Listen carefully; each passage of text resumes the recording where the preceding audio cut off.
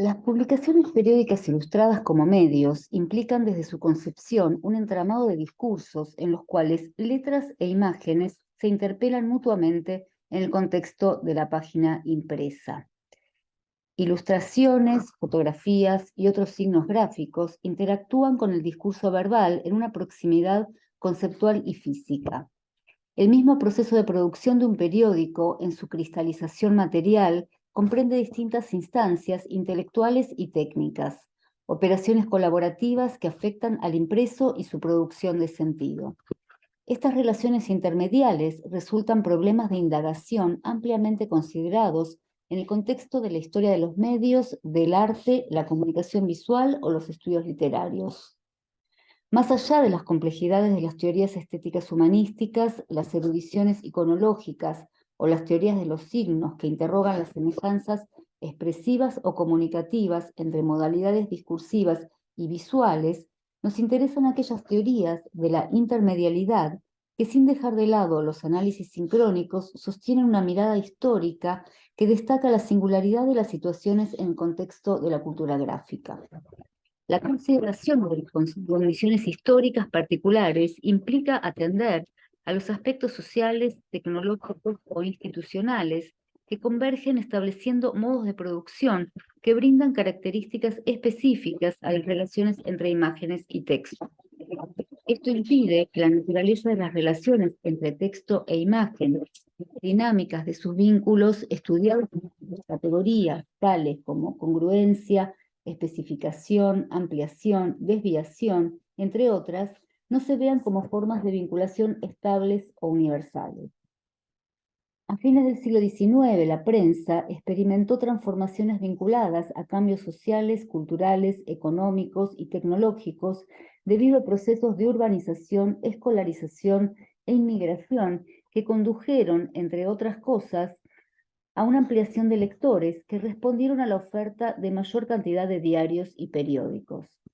Junto con una multiplicación y diversificación de contenidos, se modificaron modalidades comunicativas y el diseño se vio asistido por la incorporación de mayor cantidad y variedad de imágenes en sus páginas.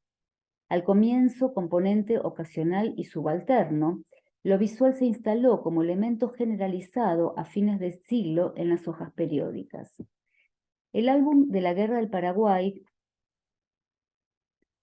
formó parte de este universo de objetos culturales que conquistó el mercado de entre siglos y articuló contenidos histórico-políticos con el formato periódico a fin de alcanzar públicos más amplios.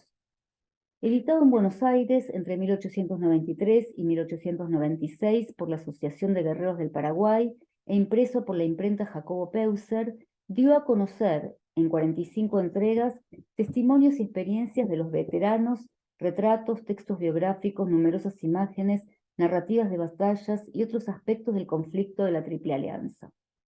Dirigido por el secretario de la asociación, el capitán José Soto, difundía colaboraciones de escritores y militares como Estanislao Ceballos, José Ignacio Garmendia, Lucio Mansilla y muchos otros. Entre los contenidos se encuentran textos de episodios escritos en la coyuntura de la guerra o artículos posteriores, transcripciones de partes o relaciones de batallas, largas biografías o pequeñas semblanzas de combatientes, reseñas elaboradas a partir de fojas de servicios, junto con poemas, cuentos costumbristas y cartas. Se despliega en la publicación un número de más de 500 imágenes que iluminan los retratos, más de 400, complementados con vistas de campamentos, batallas e imágenes cartográficas. En el conjunto destacan 15 láminas fuera de texto a página entera, firmadas por Francisco Fortuny, algunas reproducciones a partir de acuarelas de Garmendia, 2 de Cándido López y fotograbados. Completan el tratamiento visual alrededor de 50 pequeñas viñetas, por lo general también de Fortuny, que ilustran narraciones de ficción. En cuanto al asunto representado en las láminas, la mayor parte de ellas despliega distintas escenas que corresponden a combates precisos de campaña. Ataques de los paraguayos a la isla de Banco Carayá, defendida por los brasileros, episodio del combate de Estero Bellaco, el 2 de mayo de 1866, batalla de Tuyutí, la división del coronel Cesario Domínguez ataca la trinchera paraguaya en el combate de Boquerón, etc. y otros.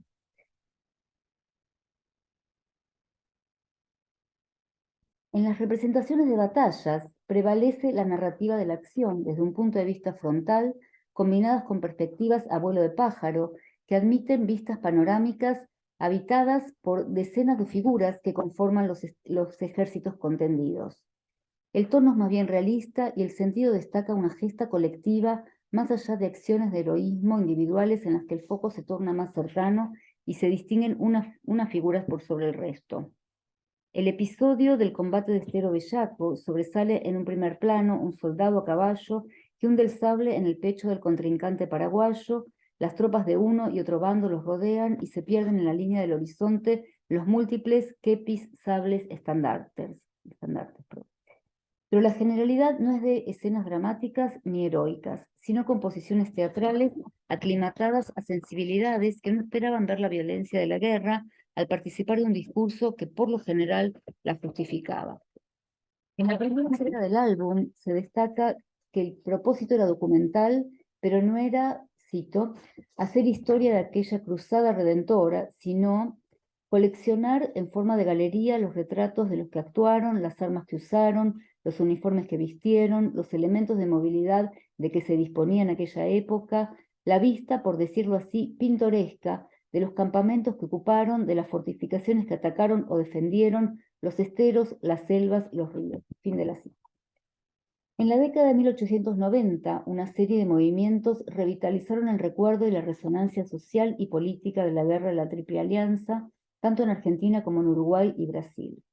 En 1891 se conformó en Argentina la Asociación de Guerreros del Paraguay con el propósito de reclamar corporativamente al Estado asistencia a excombatientes y sus familias para mitigar las dificultades por secuelas físicas o psíquicas producto de la guerra. Los reclamos materiales llevaban asimismo la carga simbólica y la construcción ideológica de una revisión de la memoria y valorización de las acciones militares.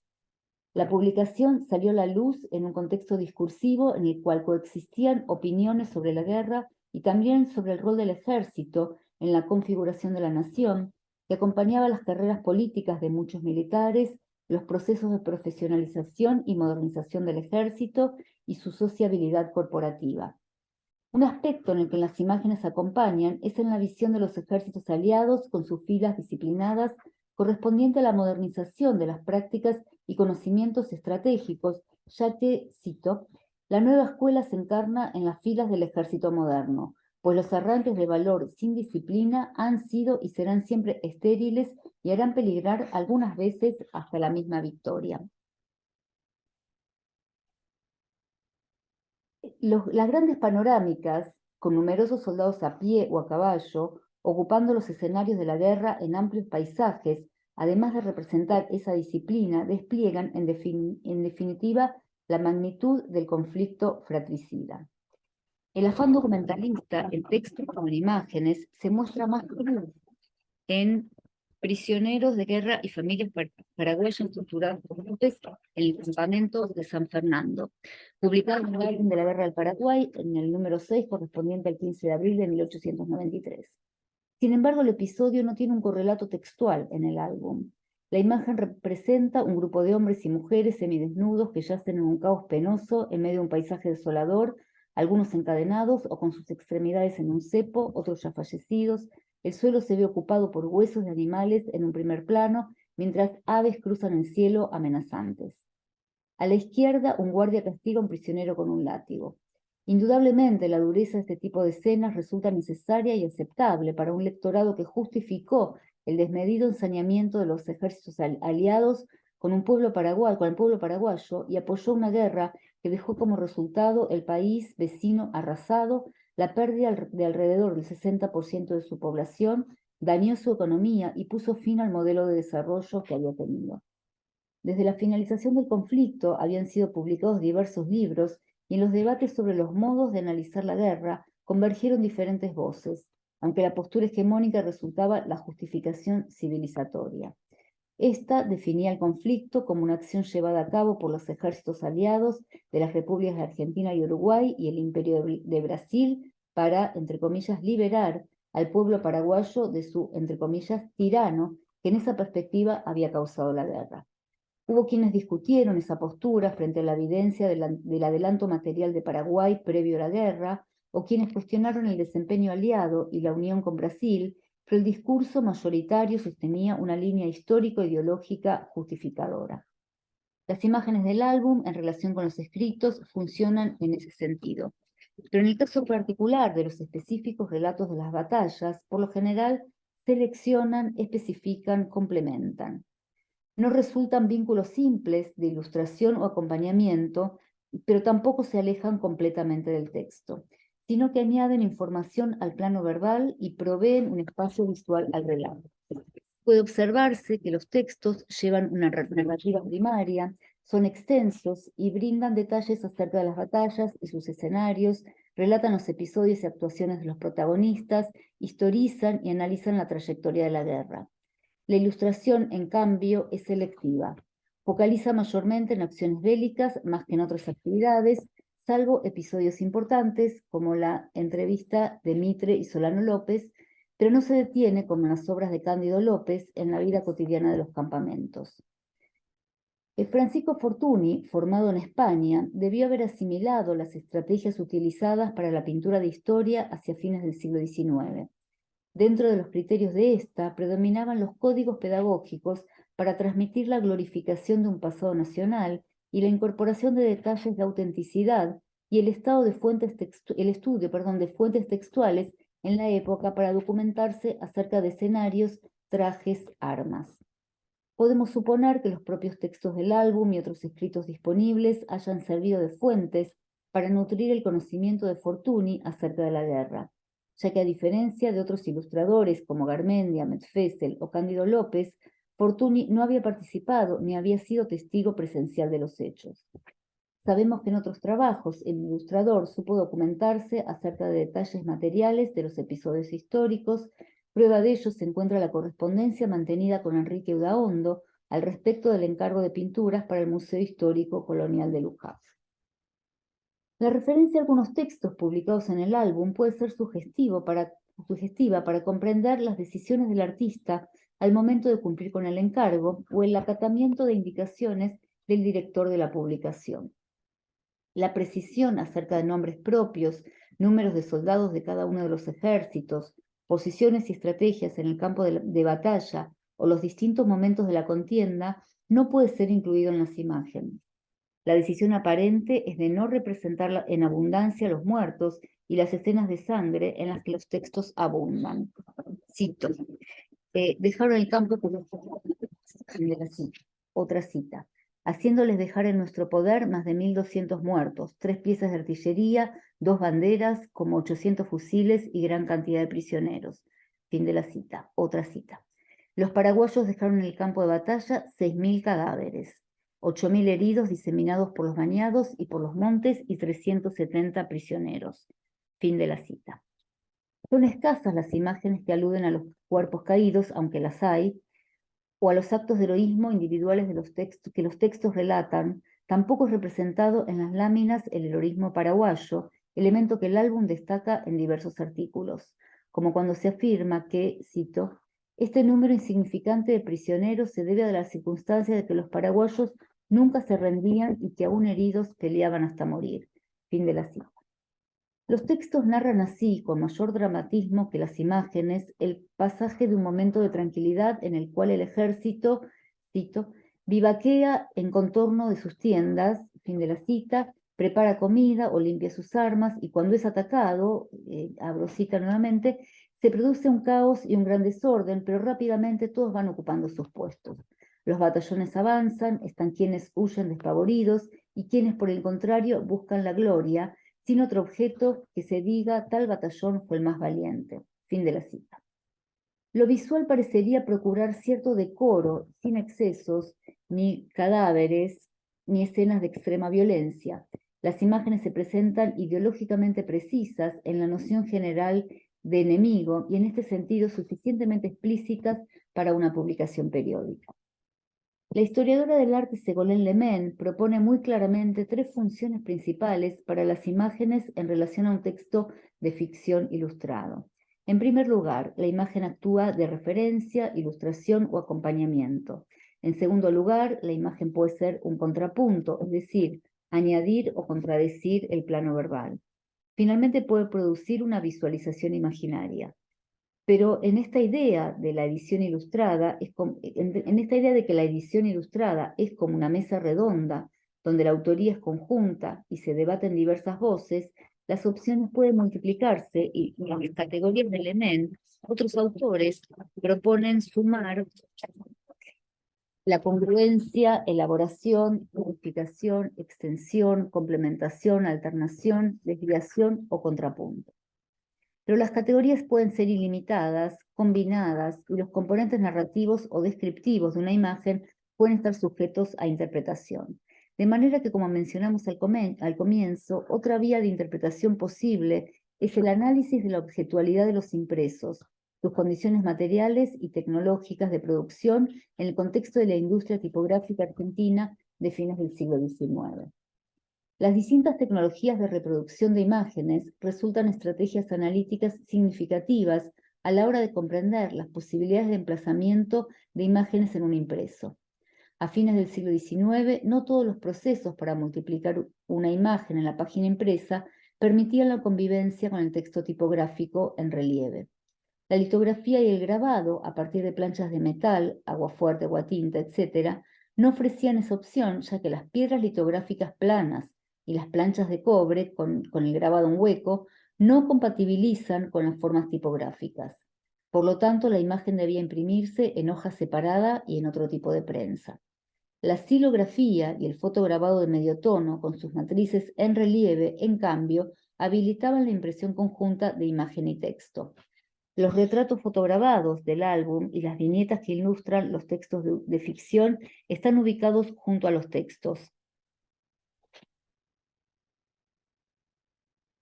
Las láminas fuera de texto, presuntamente litografías, no presentan un correlato textual inmediato físico, por lo tanto habilita también a una independencia de las imágenes, por lo cual de la iconotextualidad pasamos a una relación de intervisualidad. La redacción del periódico señala que el propósito documental provenía en parte de esos detalles que habían sido fijados por la pintura, la fotografía y el dibujo, que servirían de antecedentes para informar a las generaciones futuras las causas de la guerra. Francisco Fortuny abrevó indudablemente en diversas fuentes visuales para componer este corpus, particularmente las fotografías tomadas en el Teatro de la Guerra, las pinturas e ilustraciones de José Ignacio Garmendia, Cándido López y Adolf Metfessel, aunque en algunos casos su producción es contemporánea. Cándido López pintó poco más de 50 cuadros, algunos reproducidos en el álbum a partir de bocetos de batallas, paisajes, uniformes, campamentos que había realizado en el escenario mismo de la guerra en la que había sido soldado voluntario y perdido el brazo derecho en la batalla de Curupaytí en 1866. Garmendia, también partícipe del enfrentamiento, fue capitán, luego teniente coronel y sargento mayor de la primera compañía del primer batallón de la División Buenos Aires de la Guardia Nacional. Militar de carrera, tuvo también una producción intelectual y publicó Recuerdos de la Guerra del Paraguay en 1883, La cartera de un soldado, Bocetos sobre la marcha en 1890 y otros libros sobre historiografía militar. Pero también tuvo una propia producción visual que realizó durante y después de la guerra, dejando así una colección de 124 acuarelas conservadas en el Museo Histórico de Buenos Aires Cornelio de Saavedra. El otro antecedente del cual deriva la producción de Fortuny, el artista e ilustrador científico suizo Adolf Metfessel, había acompañado durante parte de la guerra a los ejércitos aliados, documentando acciones bélicas, mapas y croquis en bosquejos que luego transformó en dibujos y pinturas. Parte de estos trabajos fueron litografiados luego por Jules Pelvillain y algunas publicados en diversos libros.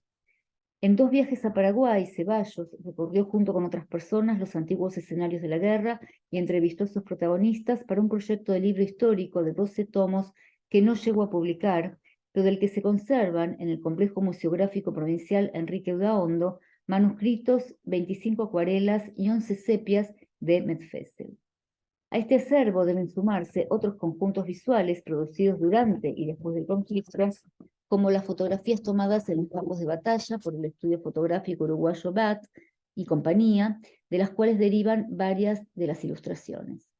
En Brasil se reprodujeron en publicaciones periódicas otra cantidad de imágenes y lo propio hicieron los productores paraguayos con las silografías originales publicadas de los campamentos en los periódicos El Centinela y Cavichui. Como consideraciones finales, puede señalarse que las imágenes que componen el álbum de la Guerra del Paraguay suscitan usos y sentidos históricos, establecen una memorialización y producen un conocimiento editado con sus preferencias o imposiciones iconográficas sobre aquel sangriento capítulo del pasado.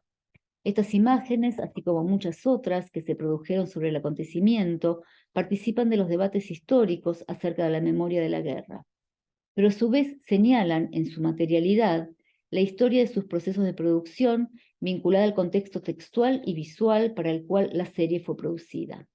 En una dinámica intervisual le ofrece otros sentidos. Las relaciones entre el acontecimiento y la publicación, su itinerancia y reutilización son códigos que conducen a comprender la narrativa historiográfica, los procesos de memoria o el impulso instructivo de esta serie en el marco de la cultura visual de fines del siglo XIX. Muchas gracias.